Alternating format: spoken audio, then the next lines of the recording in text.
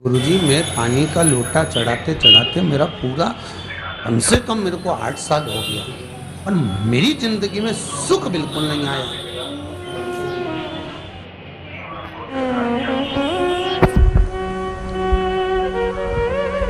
हमने कहा तूने कैसे चढ़ाया, वो भी तो सुने। तो क्या कैसे, क्या स्नान करा और मंदिर जाके लोटा चढ़ाया पानी का। अब मैंने कहा तू चुप रहे। उसके पति, यहीं की इसी ऑफिस की बात है, भवन मंडी से, उसके पति से पूछा, हाँ जी वर्मा जी सही बताओ, पत्नी लोटा कैसे चढ़ाई। गुरुजी ना जाने कहाँ के महाराज के चक्कर में पड़ी, लोटा भर के पानी चढ़ाने जाए, नहाने के बाद बच्चा इतना सा रो रहा, चिल्ला रहा, पर उसको टच तक नहीं करे, किसी चीज के नहीं छुए, और बिल्कुल कोरी की कोरी साड़ी पहने, धुली हुई, पहले ही बाथरूम में टांग के धर दे, उसको कोई छू नहीं सकता, टाविल टच नहीं कर सकता, और ऐसी जाके शंकर जी के फिर लोटा चढ़ाए। मंदिर में अगर किसी ने छू लिया तो वापिस आ जाए, नहाए धोए फिर जाए। मैंने कहा बस अब तो तू ऐसी जिंदगी भर चढ़ाती रहे तो भोलेनाथ आएगा ही।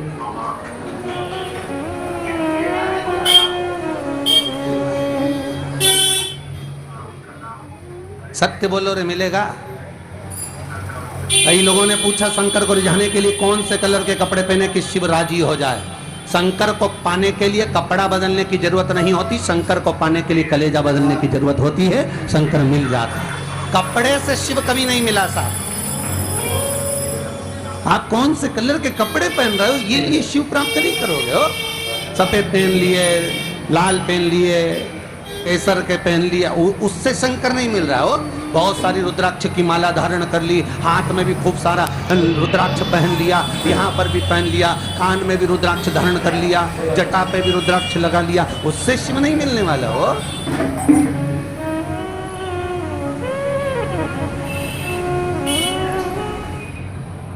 अरे भाई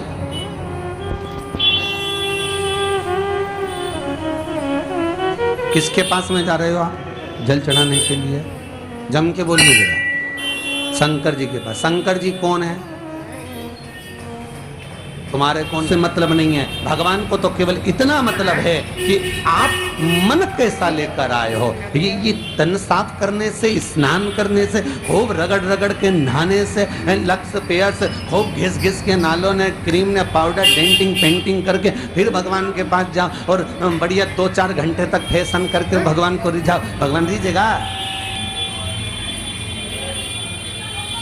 अरे गर्ग संहिता में लिखा है कि शंकर को एक बार प्रणाम करने का फल क्या है कि 10 अश्वमेध यज्ञ के स्नान का जो फल होता है वो मात्र शंकर को प्रणाम करने से मिल जाता है। कितना?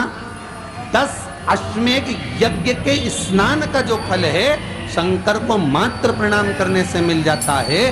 पर गर्ग संहिता कहती है कि 10 अश्वमेध यज्ञ के स्नान के बाद भी मनुष्य का जन्म वापिस मिल सकता है। मतलब वापिस तुम्हारा जन्म हो सकता है, किसी भी रूप में हो, जन्म हो सकता है। पर शिव पुराण कहती है, गर्ग संहिता कहती है, स्कंद पुराण कहती है, नर्मदा पुराण कहती है कि महाराज इतना जरूर है कि शिव को प्रणाम करने का फल उतना है कि 10 अश्वमेध यज्ञ के स्नान का फल मिल जाता है। पर गर्ग संहिता कहती है कि शंकर के चरणों में अगर प्रणाम कर लिया तो ये पक्का है कि अश्वमेध यज्ञ का फल भले कट जाए पर शंकर के प्रणाम का फल नहीं कटता, उसका वापिस जन्म नहीं होता और वो शिव का हो जाए, वो शंकर का हो गया, फिर उसका जन्म नहीं है महाराज।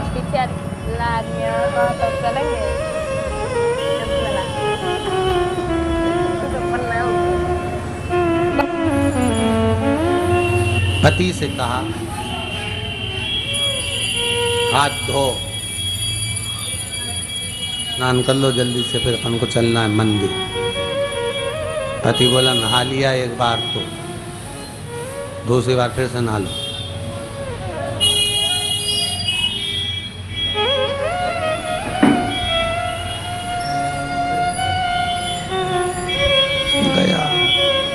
मी के ना माने तो कई घर में चंद्र घंटा से माथा बिड़ा स्नान करा फिर आया। चल पलंग पे काय को बैठ गए?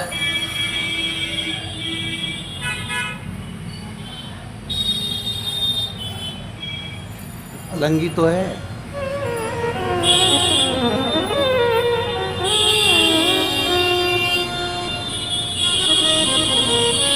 फिर से नहा के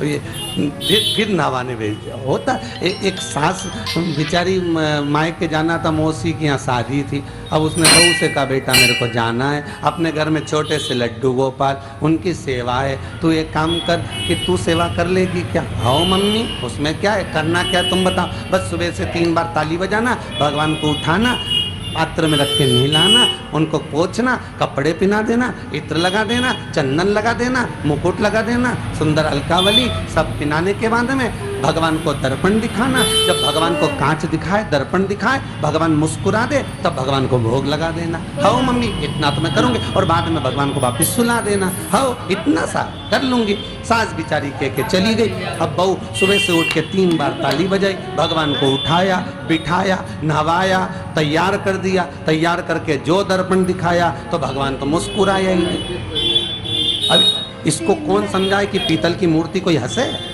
है? पर उसने तो विचार करा कि सास कह के गई भगवान जब मुस्कुरा दे तो उनको भोग लगा देना। अब भगवान तो कोई मुस्कुराए नहीं, दर्पण दिखा। इसको लगा कि मेरी सेवा में कोई कमी रह गई। इसने भगवान का कपड़ा वपड़ा वापिस उतारा, इनको वापिस रजाई में सुला दिया।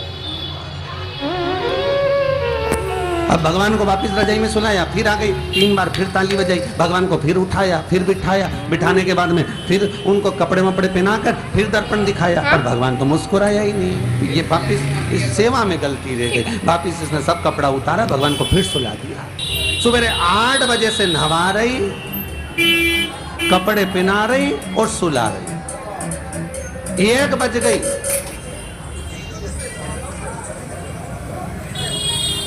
कुछ गलती रह गई होगी अपने सास के। अब की बार फिर भगवान को नहवाया। भगवान भी मन में सोचे नहवाई नहवा रही, खवा तो कछु ना रही। 28 बार नहवा दिया। इसके बाप का क्या जाए, 29 बार भी नहवा दे।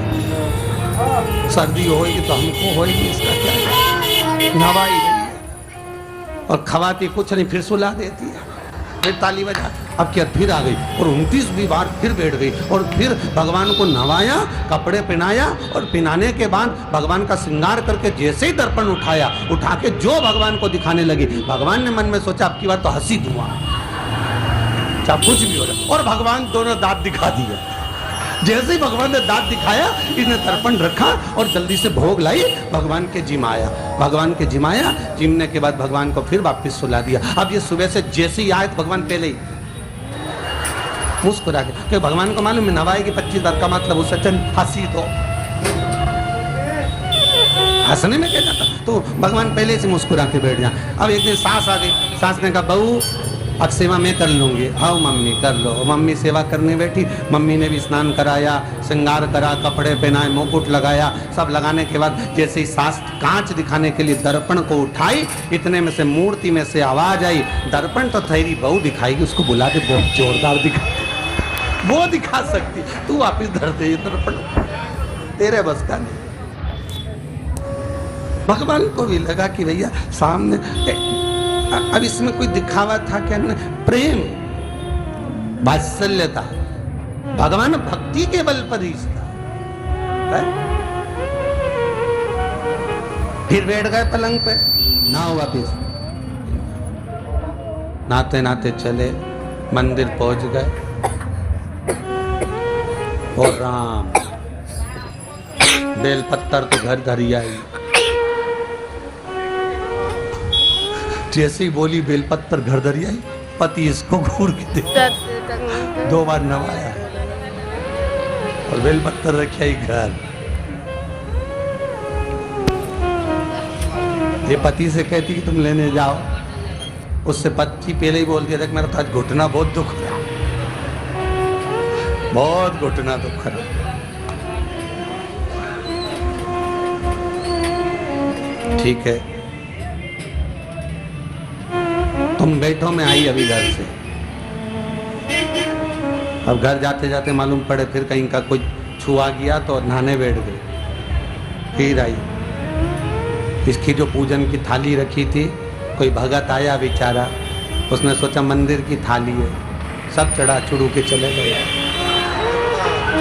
सब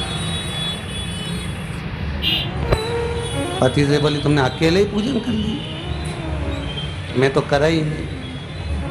ये नंदी जहां बैठा उसके पास में बैठा, मैंने हाथ नहीं लगाया। ये सामान कौन चढ़ाया? इनकी आई थी, सब चढ़ा।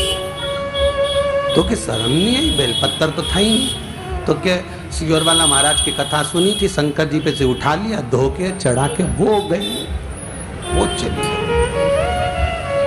शिव ये नहीं कह रहा कि तुम वस्तुएं बटोर कर लाओ। शंकर कहता तुम्हारे पास में मिल जाए तो समर्पित कर दो, नहीं मिले धोया, वापिस शिव को चढ़ा दिया, वापिस शंकर को समर्पित कर दिया। शिव स्वीकार करेंगे। एक महीने तक भी एक बेलपत्र को धोकर शंकर को रोज चढ़ाते रहो तो भी शंकर स्वीकार करेंगे। उसमें भगवान ये नहीं सोचेंगे कि निर्माल्य है, स्वीकार करेंगे।